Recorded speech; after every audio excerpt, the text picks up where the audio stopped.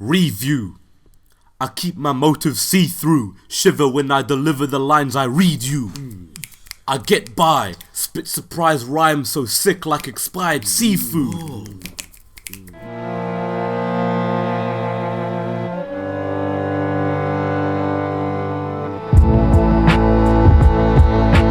It didn't take me long to realise most people's perception of poetry tends to be made up of Rupi Kaur and that sugar plum tree poem they read in year 5. There can be such a thing as bad spoken word, written or delivered, but as a verbal vessel it has a lot of leeway as to where it can take you. Kate Tempest is a performance poet who rapped on her first 2 records, which makes sense, hip-hop is really just a subset of spoken word poetry, but the possibilities that come when you decide to adapt a more traditional, arrhythmic delivery are fruitful in waiting to be grabbed, and a lot of the time we've just left those oranges to rot, neglected one too many times. Everybody Down and Let Them Eat Chaos are some of the more inventive lyrical albums of the decade, but as a writer there's a lot of potential to be tapped when you free yourself from the permutations of spitting over a 4/4 rhythm. You get more leg space and you can really maneuver the shape of the story through unusual places. The Book of Traps and Lessons is presented as if she is really reading out loud from a book. The instrumentals behind her only ever present enough sound that gently crests and lulls in response to the mood of her verse, evolving so organically it takes you a moment to realise. Whether it's the nerve-wracking whirring of three-sided coin that gives me anxiety that you're nearing a discovery that you might regret stumbling upon, the pulsing beat driven by the smack of a drum on Keep Moving Don't Move, and the occasional pockets of silence that briefly vacuum you out of that tension as Tempest mutters the world population number like a terrifying warning, the fluttering and giddy waltz of I Trap You that match Tempest's musings about love and sour relationship dynamics, the warm chiming of Firesmoke or the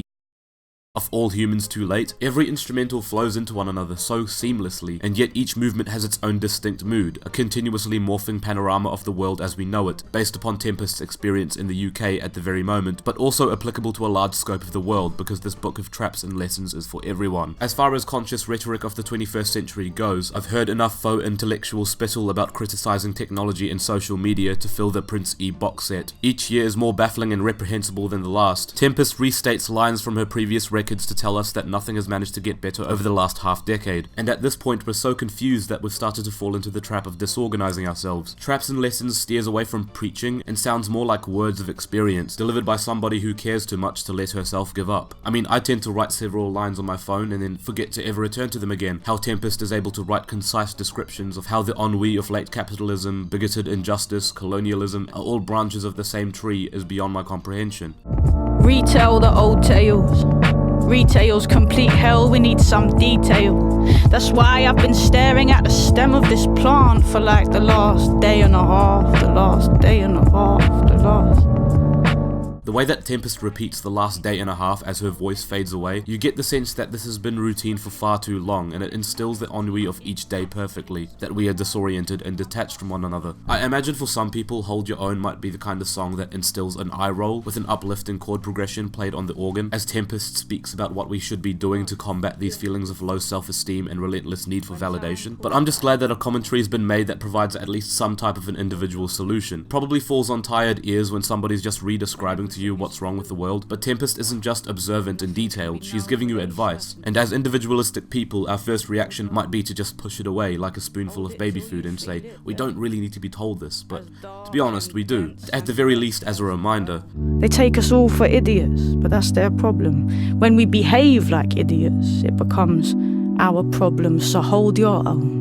Tempest's writing is humanitarian in the sense that she acknowledges the toxicity that transpires in human interaction and gives us food for thought on how to respond better. And said food for thought may taste like cough medicine, but at the very least it's full of essential nutrients. There's an actual upset in her voice when she realizes that our main body of response to police brutality, corruption, and genocide is to simply vent our outrage online when there are far more impactful indirect means of activism, which I think is a better point than any of those like betas on Facebook forums could ever make in a 15-minute music video with 2 Steps from Hell playing in the background. The issues are always complex and larger than we are, and they impact us in ways that don't seem obvious at first, but the beauty of a song like I Trap You, which primarily talks about love, a topic that would otherwise seem more personal than universal, is that she understands how love can sour our self-esteem and our better judgments, that seem like a microcosm for how the world at large is built, and the more that we change our perspective on ourselves, the more we change our perspective on those around us, and our perspective on the world as a whole. We become more humanized, sympathetic, and caring, and make better steps towards surviving productively in a timeline that seems too bent out of our favour.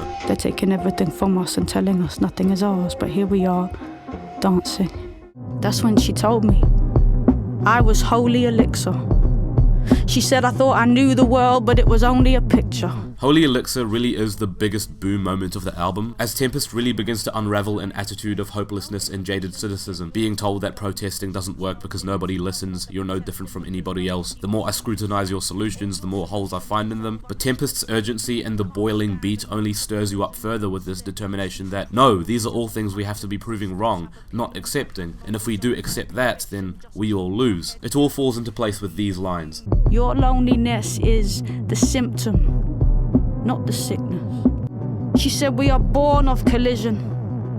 We are the visions of a bigger vision, and yet we run around like hamsters, spinning the wheel, spinning the wheel, spinning the wheel. The album is about the loneliness and the ennui being a subset of the consequences of a built system that barely values us as human beings, but instead as arbitrary parts of a machine with value deemed greater by how much you are willing to work and how successful you can be. But when we place so much emphasis on that, we alienate those whose circumstances and ambitions reside out of reach. Our personal problems do require self-help, but the next step is to be aware of the lies in the world that we've been born into, and speak and do and adapt. Tempest spends the last few tracks of the record managing to finish lines from earlier that she would have just paused hesitantly before she was able to complete them. So at this point, it makes the album feel very conclusive. Tempest finds beauty in people's faces, a sign of human compassion, and wistfully implying that so many injustices stem from lacking this. And that lack in itself stems from the detachment that Tempest has been commenting on for the entire album. It sounds obvious, but that only makes you wonder why it hasn't been considered this closely.